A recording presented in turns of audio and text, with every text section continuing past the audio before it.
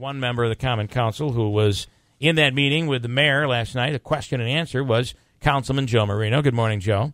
Good morning, guys. How are you? All right, your take on all of this and the question and answer that the city put out. What's your take? Yeah, well, first, this thing that they put out, and I told them directly, it was insulting first, especially to us. If they want to use this as propaganda for the media, that's their prerogative. But these are none of the questions that we had as council people. They're none of the questions we had as the complement of the fire department and the safety of the city. So they basically tried to do our homework for us.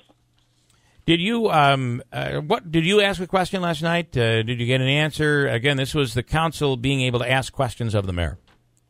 Yeah, I asked a lot of questions, and I got zero answers. Even if you want to go back through this thing, I tried not to reference it very often because it was, again, just a very, very poorly executed attempt at damage control.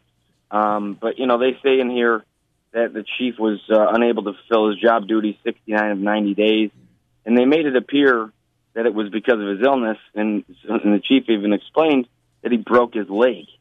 And I said, Chief, you didn't happen to break your leukemia, did you? Because it appears that your leukemia kept you from work, and this is all in line with these questions. He said, Councilman, I broke my leg. I was at limited duty because I was hobbling, but I was at work every day. So I said, this had nothing to do with your illness? He said, no, sir, nothing to do with my illness. So what he's saying is it's the broken leg, which is why. Yeah, I guess he broke his leg over Christmas time. So on January 2nd, he had his wife finally made him go to a doctor, and he had to be on limited walkability, but not limited duty. I mean, his job duty is administrative. He even said himself he hasn't been inside a fire in over 22 years. So, the doctors that they got as the city, Dr. Silverman had said clearly that he can perform his administrative duties, but if he had to climb a ladder with, while trying to save a life, he probably wouldn't be able to do that, and I think the chief agreed.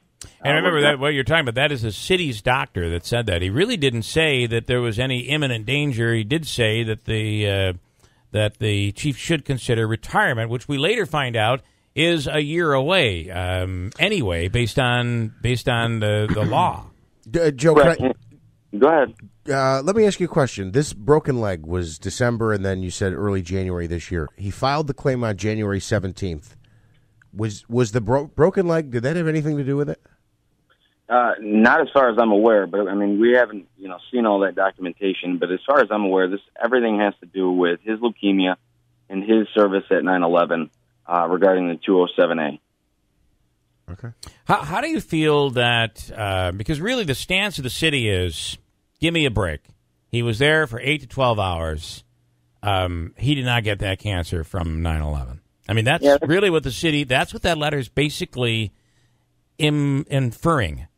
So how do you? I don't know. It is inferring that. It's saying why else would you put that out there? That he was only there for 8 to 12 hours. He had come out and said, that basically he questioned whether that. I'm only saying this based on I've already heard this. I've already had it said to me from city officials, and it was said to me in a way that they didn't want their name out there. He was only there for 8 to 10 hours. He didn't get his cancer from there. So if people from within City Hall are saying that anonymously, and that comes out, I think I have the right to put 2 and 2 together. And I'm saying that's what they're trying to say. And Joe, answer that. You've heard the same rumors, haven't you? I mean, I'm not the only one hearing this inside stuff. But, Bill, I can assure you, based on last night, it's not a rumor. They said directly that their estimation was not that he wasn't working in the capacity of the city of Utica, which they claimed in the beginning, and they changed their mind on that. They said that their estimation isn't that he wasn't working in the capacity of the city of Utica at the time he was at 9/11, but his disease was not contracted there. They said that directly. Last night. Okay, so then why then we're playing a PR game here, really, which I find this 20 questions or whatever the number of questions that are put out is a PR game. It's not about this personnel matter. It's more of a public relations thing, and you brought that up earlier, and I do agree with that. But so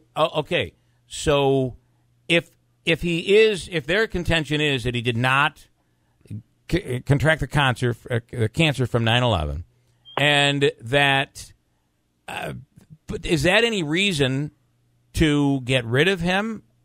I guess would be the question. So we're saying, no, we don't accept this, and you're going to have to fight it. We don't accept it, and we're going to get rid of you. Why get rid of him? What was the reason? Because he's a danger to himself and others?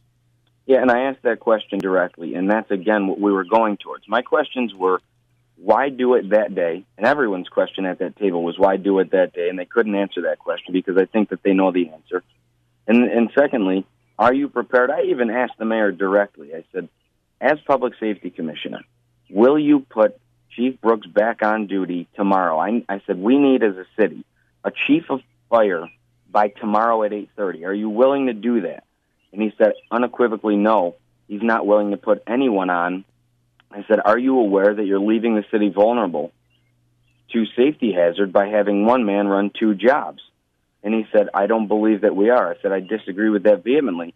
And then I asked, and the mayor directed me to Assistant Chief Clark, and I said to the mayor, I said, do you believe that the Assistant Chief Clark is handling both jobs effectively, given the fact that he's been doing it for over 34 days? And he said, you'll have to ask the chief. And I said, well, I was asking you because you're the Public Safety Commissioner, but if you're directing me, I'll ask him. So I said, Chief, are you missing any of the obligations of the Assistant Chief or the Fire Chief when you're acting in both capacities? He said, well, I'm not getting to everything. So I said, well, then you're even admitting that it's very difficult to run the top two jobs, which I understand. I said, I'm not a fireman, but I understand that it would be difficult to run the top two jobs of the department.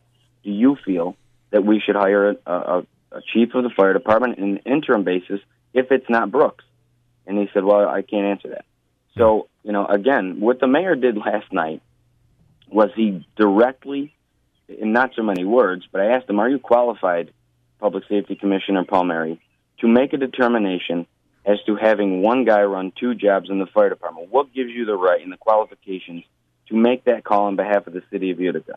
And he ran down a litany of appointments that he was been given, and so I said, Mayor, so then since you said all that, we're going to agree that you're not qualified to make that determination as Public Safety Commissioner.